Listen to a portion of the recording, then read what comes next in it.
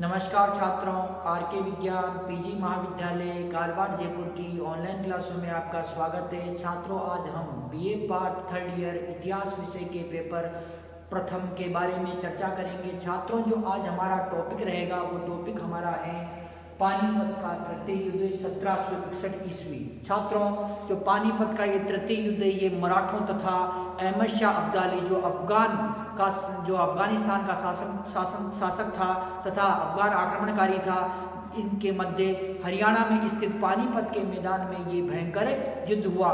इस युद्ध में छात्रों जो मराठे पराजित हुए और अहमद शाह अब्दाली इस युद्ध में विजय हुआ।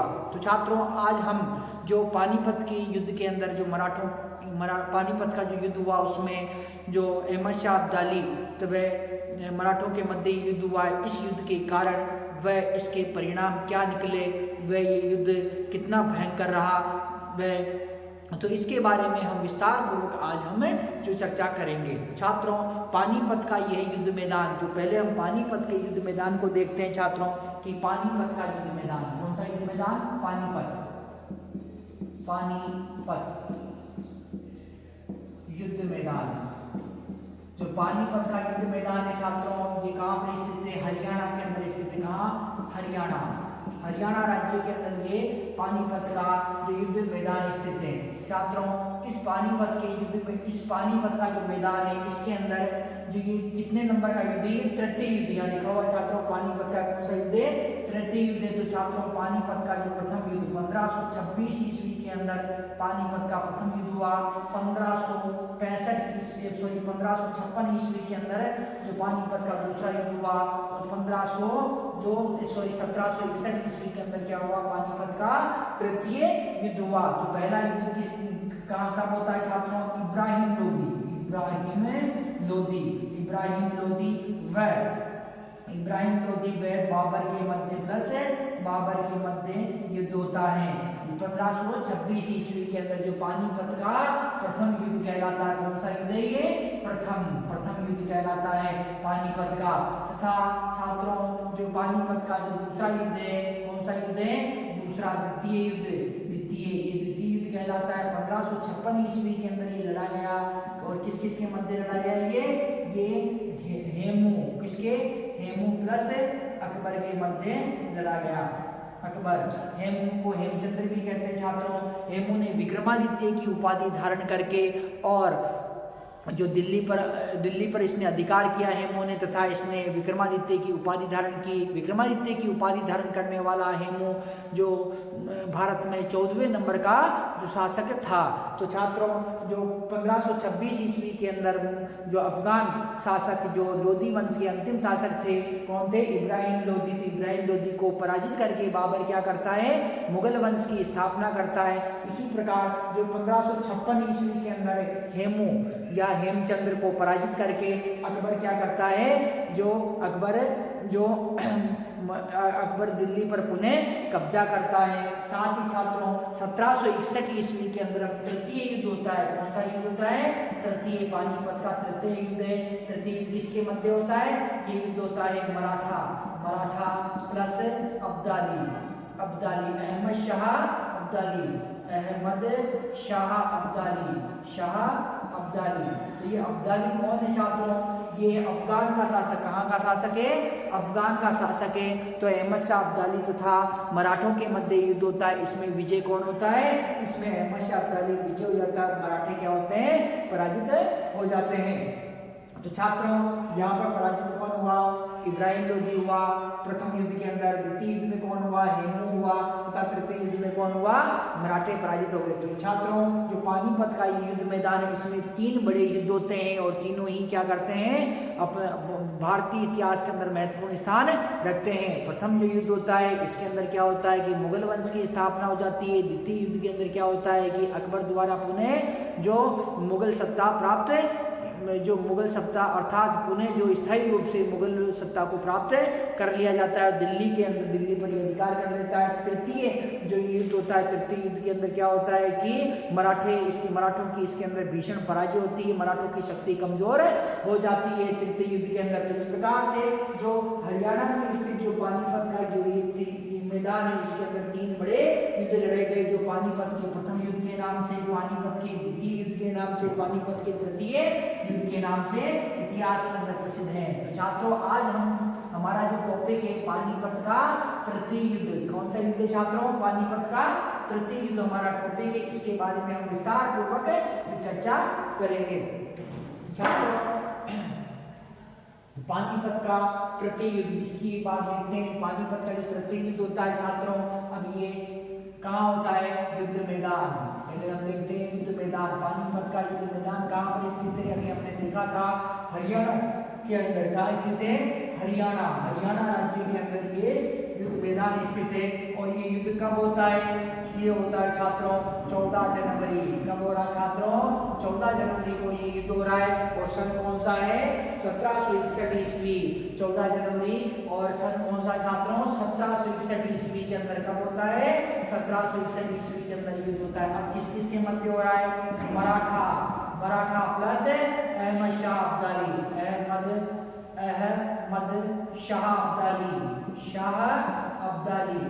शाह अब्दाली के मध्य ये युद्ध हो रहा है। और इसमें जीत कौन रहा है? मतलब परिणाम क्या निकल रहा है इसका? परिणाम ये अहमद शाह अब्दाली कौन है? अफगान शासक है ये। अफगान शासक है। और परिणाम क्या निकल रहा है कि मराठा हार गए। इसके अंदर क्या गए? हार गए। मराठा हार गए और अहमद शाह अब्दाली इसमें क्या हुआ? विजय प्राप्त कर गया। ये इसके जो परिणाम निकले। अब छात्रों पानीपत का जो युद्ध हुआ, ये युद्ध भारतीय इतिहास के अंदर एक महत्वपूर्ण युद्ध है। और इस ये पानीपत युद्ध के कारण क्या रहे, तो उस कारणों के बारे में हम चर्चा करते हैं। तो कारण, पानीपत युद्ध के कारण छात्रों कारण क्या रहे? इसके कारण देखते हैं। भारत की कमजोर केंद्रीय स्थिति। कारण क्या रहे? भारत की कमजोर केंद्रीय स्थिति मतलब केंद्रीय शासन था वो अत्यंत ही कमजोर था, जिसके कारण क्या हुआ कि पानीपत का युद्ध हुआ। भारत में राजनीतिक शून्यता। भारत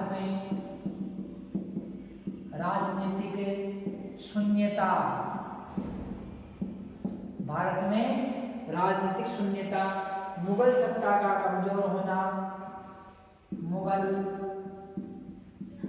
सत्ता का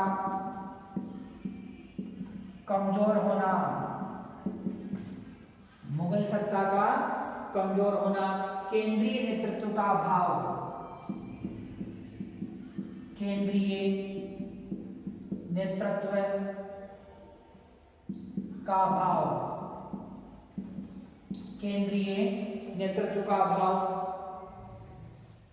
अहमद शाह अब्दाली का भारत की राजनीति में हस्तक्षेप करना।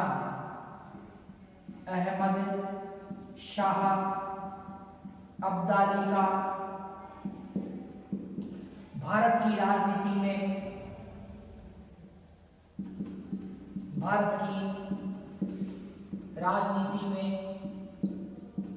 हस्तक्षेप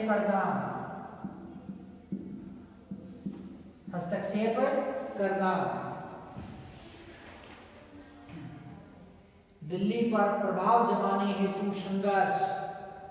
छात्रों पहले इनको देखते हैं, फिर बाद में आगे जो और कारण देखते हैं हम। तो छात्रों जो देखिए कि भारत की केंद्रीय स्थिति का कमजोर होना। छात्रों भारत में जो केंद्रीय स्थिति अर्थात दिल्ली पर जो शासन किसका था? मुगलों का शासन था। और इस समय क्या है कि मुगलों की जो केंद्रीय स्थिति थी, मुगलों की जो स्थिति अत्यंत ही कमजोर थी। मुगल साम्राज्य पतन के मार्ग पे था और तथा भारत को राजनीतिक एकता के सूत्र में बांधने वाला तथा जो सुचारू रूप से भारत पर शासन करने वाला कोई भी शासक नहीं था, जिसके कारण क्या था कि जो विदेशी शक्ति थी अहमद शाह अब्दाली अफगान आक्रमणकारी, उसने भारत पर आक्रमण करने का निश्चय किया। तो भारत की जो कमजोर केंद्रीय स्थिति का फायदा उठाकर अहमद शाह अब्दाली ने क्या किया? भारत पर आक्रमण किया। भारत में राजनीतिक शून्यता। छात्रों मुगल दरबार थे, मुगल दरबार षड्यंत्र का केंद्र बन चुके थे। एक मुगल बादशाह को हटा के दूसरे मुगल बादशाह को स्थापित किया जा रहा था। और जो उनके वजीर थे वो वजीर तथा अन्य अधिकारी ये वजीर तथा अन्य अधिकारी थे, ये शक्तिशाली हो गए। ऐसी स्थिति के अंदर जो राजनीतिक शून्यता व्याप्त हो गई और भारत के अंदर कई छोटी छोटी शक्तियां जो विद्यमान हो गई, जैसे अवध, निजाम, बंगाल, मैसूर, मराठा तथा राजपूताना के जो राज्य थे वो स्वतंत्र हो चुके थे। तो ऐसी स्थिति के अंदर छात्रों की जो राजनीतिक शून्यता भारत के अंदर व्याप्त हो गई और इसी राजनीतिक शून्यता का फायदा उठाकर अहमद शाह अब्दाली ने क्या किया, भारत पर आक्रमण किया। छात्रों, केंद्रीय नेतृत्व का अभाव। छात्रों, हमने देखा कि आपने पिछली जो कक्षाओं के अंदर भी ये पढ़ा होगा कि जो प्राचीन समय के अंदर मौर्य, गुप्त, कुषाण, सातवाहन, वर्धन वंश का शासन रहा तथा राजपूत काल का शासन रहा। तो इससे समय के अंदर जो केंद्रीय नेतृत्व था अत्यंत ही मजबूत था और जब विदेशी आक्रमणकारियों ने भारत पर आक्रमण करने का निश्चय किया तो भारत के जो राजा थे उन राजाओं द्वारा क्या है, उन विदेशी शक्तियों को पराजित किया गया। परंतु यहाँ पर देखिए छात्रों, क्या है, केंद्रीय नेतृत्व का पूरी तरह अभाव है। मुगल बादशाह जो अकबर, जहांगीर, शाहजहां, औरंगजेब के समय के अंदर किसी भी विदेशी शक्ति ने भारत पर आक्रमण करने का निश्चय नहीं किया। परंतु अब जो केंद्रीय नेतृत्व अर्थात जो भारत के प्रशासन को संभालने वाला जो राजा है वही, अर्थात जो बादशाह है वो क्या है कि अत्यंत ही कमजोर है और वो प्रशासन को सुचारू रूप से नहीं चला पा रहा है, अपने राज्य का विस्तार नहीं कर पा रहा। तो ऐसी स्थिति के अंदर क्या हो रहा है कि विदेशी शक्ति कौन है, अहमद शाह अब्दाली भारतवर्ष पर आक्रमण कर रहा है। अहमद शाह अब्दाली का भारत की राजनीति में हस्तक्षेप करना। छात्रों, जो भारत की कमजोर केंद्रीय स्थिति को देखकर भारत की कमजोर जो राजनीतिक स्थिति को लेकर राजनीतिक शून्यता को लेकर अहमद शाह अब्दाली ने क्या किया, भारत की राजनीति में हस्तक्षेप करना जो प्रारंभ कर दिया। तो भारत की राजनीति में हस्तक्षेप कौन कर रहा है, अहमद शाह। तो 1745 ईस्वी से ही अब अहमद शाह अब्दाली कब से जो हस्तक्षेप कर रहा है, 1745 ईस्वी से ही अहमद शाह भारत की राजनीति में हस्तक्षेप कर रहा है।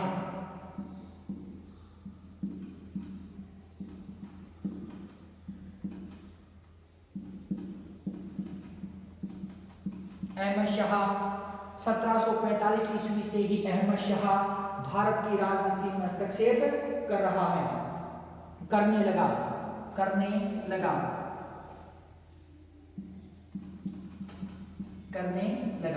तो कब से करने लगा ये, 1745 ईस्वी से ही अहमद शाह भारत की राजनीति में हस्तक्षेप करने लगा। 1752 ईस्वी में इसने, अब देखते हैं छात्रों ये कैसे कर रहा है। 1752 ईस्वी में अहमद शाह ने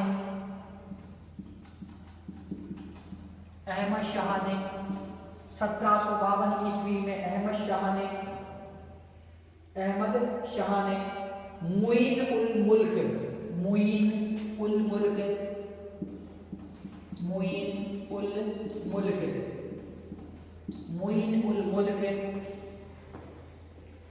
को पंजाब का सूबेदार नियुक्त किया, पंजाब का सूबेदार नियुक्त किया।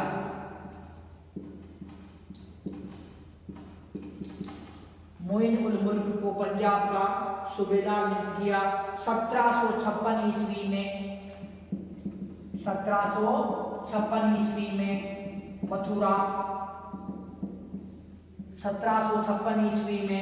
मथुरा, दिल्ली, वृंदावन को लूटा।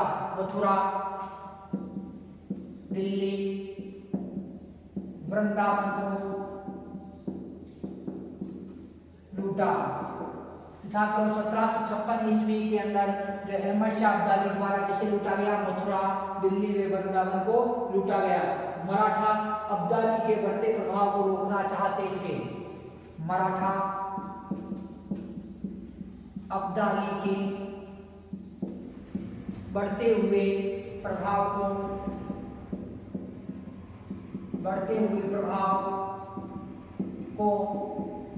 रोकना चाहते थे। छात्रों, जो अहमद शाह अब्दाली था, अहमद शाह अब्दाली ने जो भारत की आपसी फूट का भारत की जो केंद्रीय स्थिति के कमजोर होने का तथा राजनीतिक शून्यता का जो फायदा उठाकर, वह मुगल सत्ता के कमजोर होने का फायदा उठाकर इसने क्या किया, भारत की राजनीति के अंदर ये हस्तक्षेप करने लगा। कौन करने लगा? अहमद शाह अब्दाली भारत की जो राजनीतिक जो स्थिति के अंदर हस्तक्षेप करने लगा।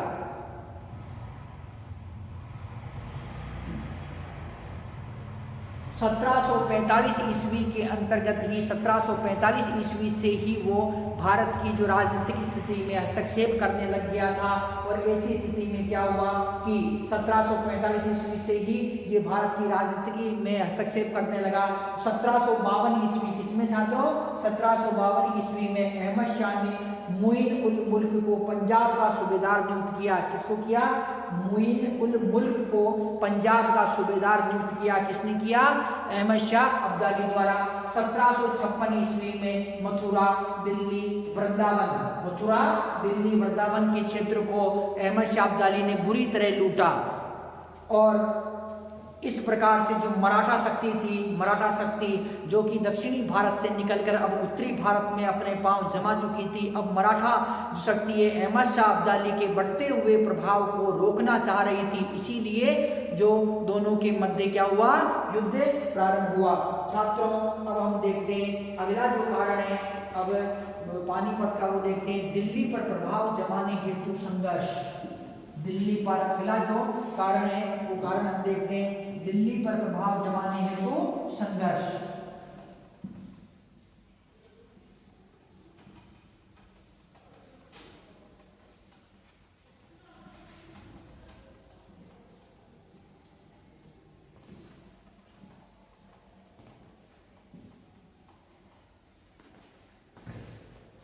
दिल्ली पर प्रभाव जमाने हेतु संघर्ष। दिल्ली पर प्रभाव जमाने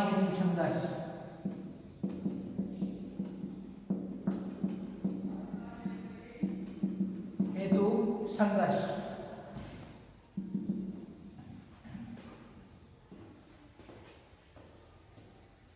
औरंगजेब की मृत्यु के बाद मुगल साम्राज्य शक्तिहीन हो गया। औरंगजेब की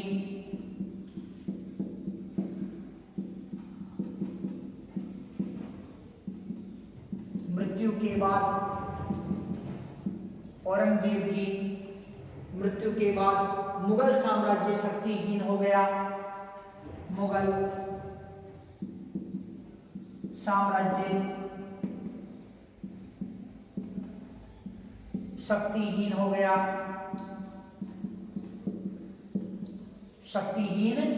गया। मराठा अवध का नवाब,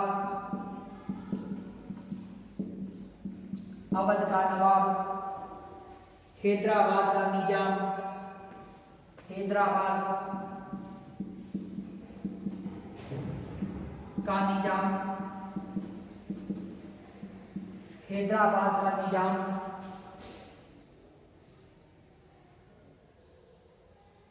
अहमद शाह अब्दाली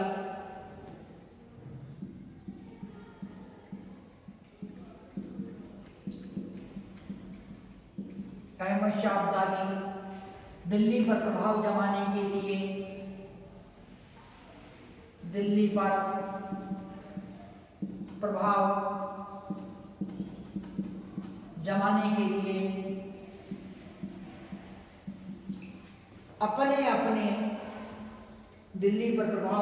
के लिए अपने अपने वजीर व मीर बख्शी नियुक्त करवाना चाहते थे।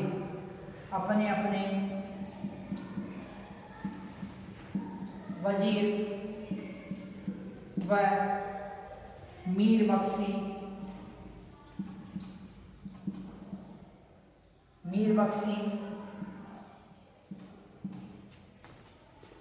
नियुक्त करवाना चाहते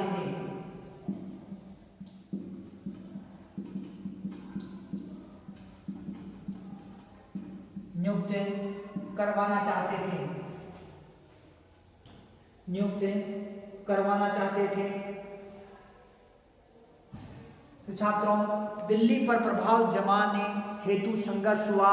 मुगल बादशाह औरंगजेब की मृत्यु के बाद में मुगल सत्ता कमजोर होने लगी, मुगल साम्राज्य का पतन होने लगा, मुगलों केंद्रीय नेतृत्व का अभाव हो गया तथा ऐसी स्थिति के अंदर क्या हुआ कि मराठा, अवध का नवाब, हैदराबाद का निजाम अहमद शाह अब्दाली दिल्ली पर अपना स्थायी नियंत्रण स्थापित करने के लिए, दिल्ली पर अपना प्रभाव जमाने के लिए उन्होंने क्या किया, अपने अपने वजीर मीर बख्शी नियुक्त करवा दिए। उन्होंने क्या किया, अपने अपने वजीर व मीर बख्शी नियुक्त करवाए। छात्रों, इसके अतिरिक्त जो पंजाब में अफगान मराठा संघर्ष, पंजाब में अफगान मराठा संघर्ष,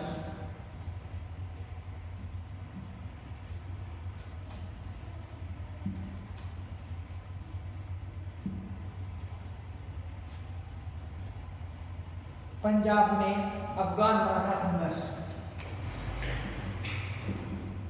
पंजाब में अफगान मराठा संघर्ष, अफगान मराठा संघर्ष।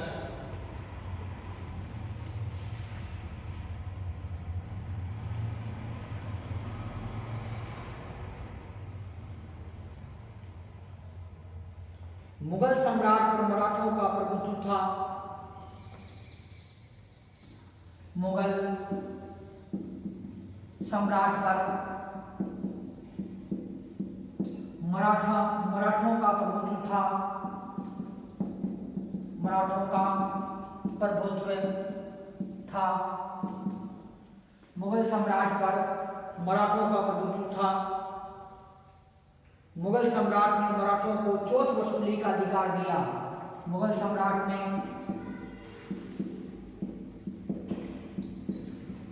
मराठों को चौथ वसूली का अधिकार दिया।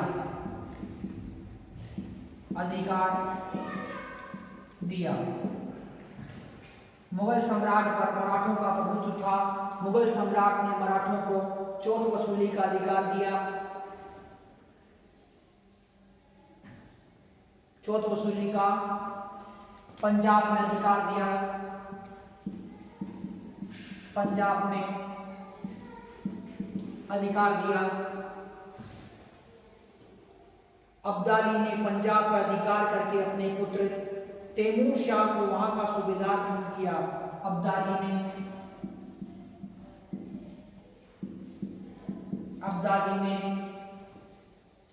पंजाब पर अधिकार करके पंजाब पर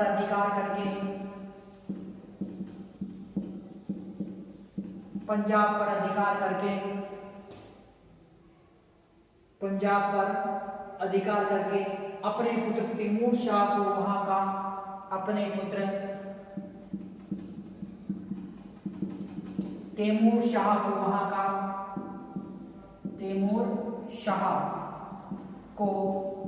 पंजाब का वहां का मतलब पंजाब का सूबेदार नियुक्त किया।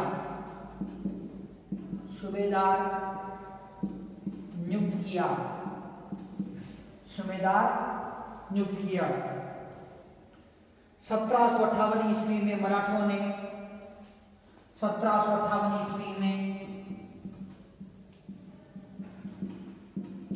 ने तैमूर शाह को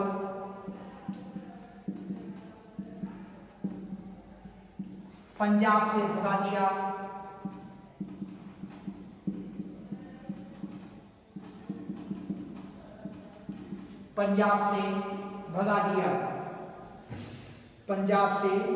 भगा दिया।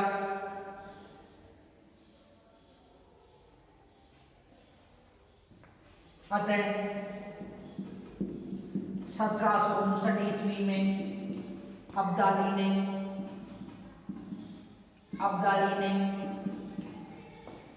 मराठों को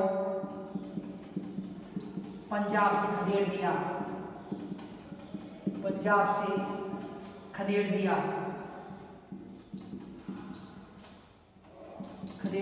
दिया। तो छात्रों, जो मुगल पंजाब में जो अफगान और मराठा जो संघर्ष हुआ छात्रों, उसके अंतर्गत कि क्या हुआ कि मुगल सम्राट पर, जो मुगल सम्राट है भारत के, तो मुगल सम्राट पर मराठों का प्रभुत्व स्थापित है, मराठों का प्रभाव उस मुगल सम्राट पर है। ऐसी स्थिति के अंदर क्या हुआ कि मराठों के प्रभाव में आकर मुगल सम्राट ने पंजाब के क्षेत्र में चौथ वसूली का जो कार्य है, पंजाब के क्षेत्र के अंदर जो चौथ वसूली का कार्य किसे दे दिया? ये चौथ वसूली कार्य मराठों को दे दिया। मराठे वहां पर चौथ वसूली करने लगे, पंजाब के क्षेत्र पर अपना अधिकार को जमाने का प्रयत्न करने लगे।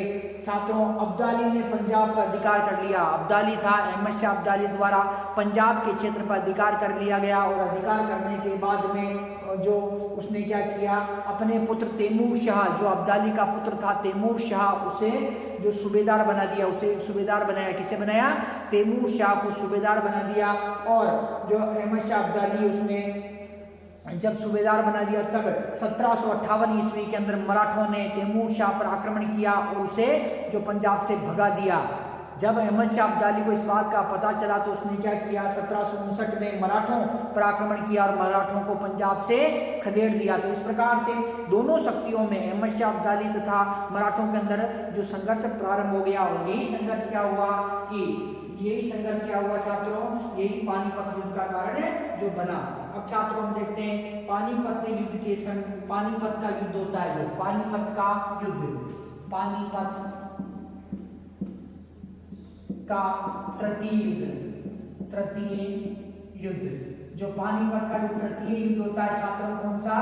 तृतीय युद्ध। ये कब होता है? 14 जनवरी 1761। कब होता है? 14 जनवरी 1761 को ये युद्ध होता है। पानीपत युद्ध के समय मराठा पेशवा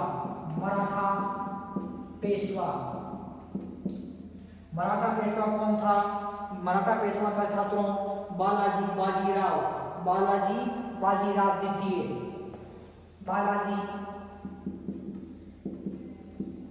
बाजीराव मराठा पेशवा कौन था? बाजीराव द्वितीय।